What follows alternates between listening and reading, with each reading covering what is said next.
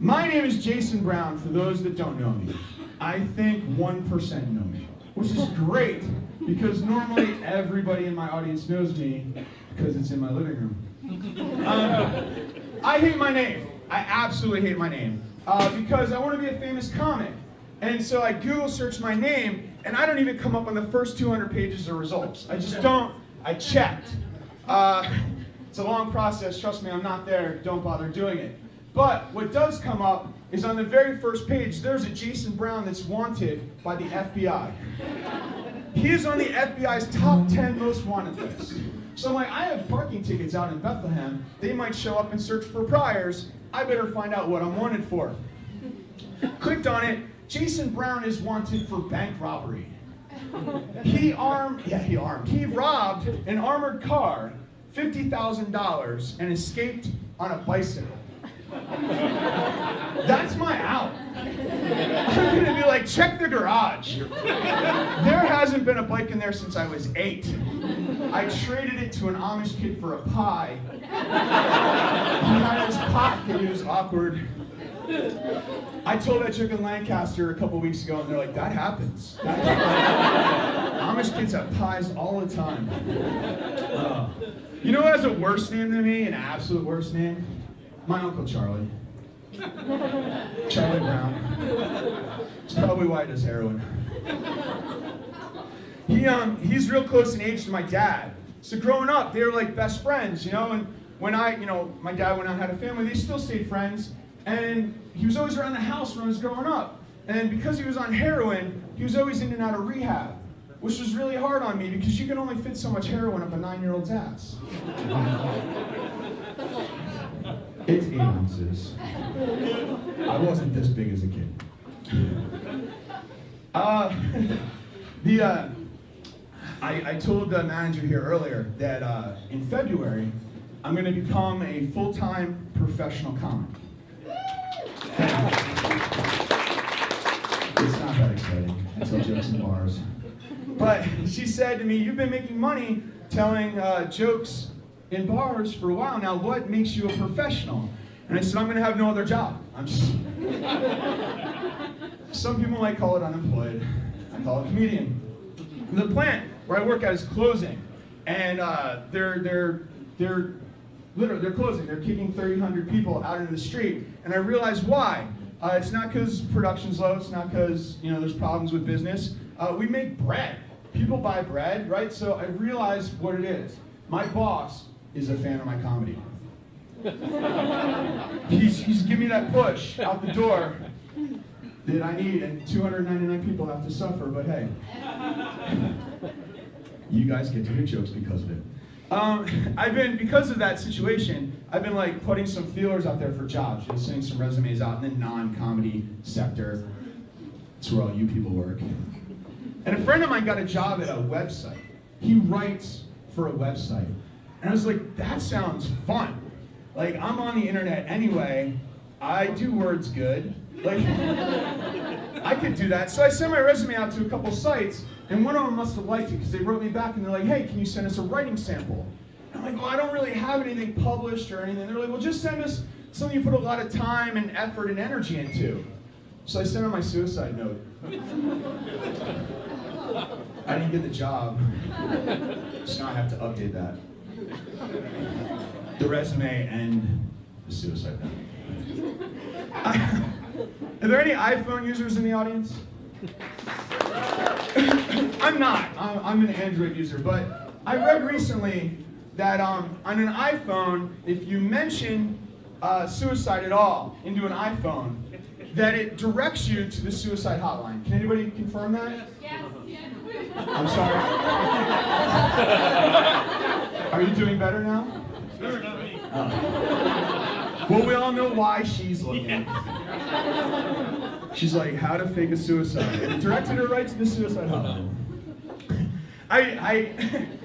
If that's the update, if that's what Siri does now, I wondered with Siri's capabilities, what did it do before? Like, was it like, no, Tuesday's bad. You've got a dentist appointment on Wednesday, and you better make that because there's like a cancellation fee. Like, because that's like Siri, and they also know the weather, right? Like, it's going to be nice Thursday. don't kill yourself. Like I'm an Android user, so I set it into my Android phone. I'm like, hey, how much rope would I need to hang myself? And it said, enough for the noose plus 3 feet. Like, it didn't even hesitate. And then it went on, it was like, and that beam's not gonna hold you, fat ass. You better find something else. My phone's a dick. It's a dick. Is everybody here on Facebook?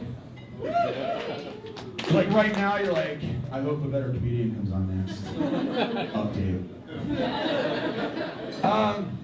All the comedians you see tonight are on some sort of social media, Facebook, Twitter, so look us all up. But I love Facebook, like I'm addicted to it. And I haven't really figured out Twitter yet. But like, what I love about Facebook is like every now and then it suggests, like in the upper right-hand side, like people you should be friends with. And Facebook the other day is like, Jason, you and Sydney should be friends. I'm like, Facebook?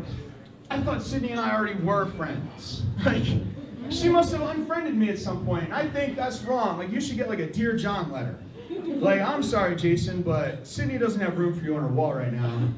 She found out you're only looking at her vacation pictures at 3 o'clock in the morning. Try again in 6 months. My job that I'm losing, I work nights, and I get bored at night. And I do things like I text Taco Bell menu suggestions. And I'm like, where's the pretzel taco? Like, get on the bandwagon. Or I'll say like, you know, fuck the Dorito taco, just leave that shit in the bag. It's 4 o'clock in the morning, we're drunk, we'll eat anything. They don't respond. But I guess somebody at Twitter pays attention to these tweets that I send out, and they send me an email. And they're like, hey, if you like Taco Bell, you might also like Arby's, Applebee's, and Panic at the Disco. Because somebody at Twitter thinks Panic at the Disco gives you diarrhea. I can't explain it. Maybe I'm not a fan. Maybe they do. Maybe they've discovered the brown noise. Where is the married couples? Who's married? The first one to applaud was the one married to me. You guys are married over there? How long? 7 years. 7 years. I'm sorry to hear that, sir. He knew though. It's exactly 7. Can anybody beat 7 years? Yeah. How long have you guys been married? 12. I got you beat. Can anybody beat 12? Over here. 24? Did you say 24 years? I can't beat that. You win. See the door for a prize. My wife's here, and she normally doesn't come to my comedy shows. And I did a show in New York recently where she got to hear some of my jokes for the first time. She wasn't happy. But what she did was she sat in the front row. And as some of you know, if you're in the front row, you're in the show. And she didn't know that. She sat in the front row at a show in New York City. Well, the comic who went up before me happened to be a black guy. And he spent his entire set, 15 minutes, didn't tell one joke. He spent his whole set, 15 minutes, hitting on my wife. So you know what that means, right? She needs to lose about 10 pounds. I'll take any reaction. It just means you're listening. And it's really 12. It's 12 pounds. You can't believe everything you hear. We argue a lot. Go figure that out. And like I was recently diagnosed with sleep apnea, so I have to wear this machine that forces air in my lungs so I don't die when I sleep. But I really like taking naps in the living room where my machine isn't, it's near my bed. And she'll like wake me up and she's like, honey, you can't nap in the living room. You need to sleep upstairs with a CPAP. And I'm like, I'm not napping, this is a tiny suicide attempt. 15 minutes at a time. It's been 17 years. We've been together 17 years. And I'm up for parole soon. The kids are getting older. And she had to go to Florida recently for work or vacation. I don't know because I don't listen. But she's in Florida and she's flying back and her plane broke down, but not the good kind where everybody dies in a fiery crash. It's the kind where it had landed in Philly and it wouldn't take off again. I didn't know that happened. I thought they all broke down in the air. Hers waited till it was on the ground.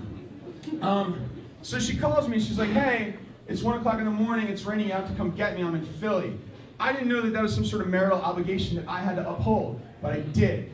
And I was mad. And I drove down there in the rain at 1 o'clock in the morning, and I was mad the whole way until I realized I might be able to turn this situation around and make it a positive situation for both of us. And when I say both of us, I mean me and my penis. And I'm like, maybe when we get home, I can get some guilt sex. But when we get home, it's like 3 o'clock in the morning. She's tired. She's got to get up for work early. It's a real pain, apparently. So, like, I put a lot of thought into this, and guys, listen up. I think everybody can benefit from this. And women, if your boyfriend, your husband, your life partner, your significant other, they do something reward-worthy, give us skee-ball tickets, right? And we'll save that shit up in the drawer next to the bed. And once a week, we'll take them out, we'll count them. And we'll pull the list out and be like, I have 50 tickets. That's enough for a make-out session and a hand job. If I save up 200, I can get the blowjob. Now, I've been married 17 years. This lady over here, 24. Her husband and I, we can save up a lot of tickets, right? So I'm jumping right to the bottom of the list. 15,000 tickets for anal. But you know, I thought about it, like, it's going to be just like the carnival, right? You save up all your tickets, you got them in a garbage bag, and you go up to the counter and you're all smiling, you're like, I'll take the anal. And she's like, no. We're all out of anal. You're going to have to settle for 2 lesser prizes. Let's try reverse cowgirl while we're watching a porn. I told that joke at a show recently, and a guy in the front row looks at me right away and he goes, that's 3.5 tickets a day! He did the math. He liked anal that much, he did the math. And he was with a very beautiful woman. I had to look her in the eyes and say, I'm sorry, ma'am, but later on tonight, you were getting it in the ass. Because he is really excited. My wife and I, we also have teenage children. Often they come to my shows, actually more often than she does. And my son was at one of these shows with a friend of his, and I told that joke. And on the way home, I was like, hey, was there anything like embarrassing or awkward for you? And he goes, well, Dad, there's that one joke you tell about mom giving you a blowjob. And I said, son, obviously you weren't listening. That joke is about your mother not giving me a blowjob. All right, guys, we are going to have a fantastic night. I am up here all night. No applause. No applause. All right,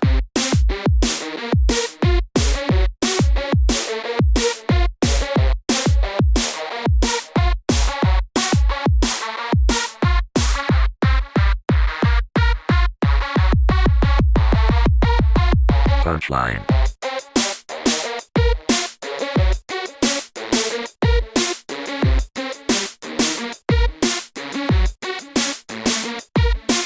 Punchline.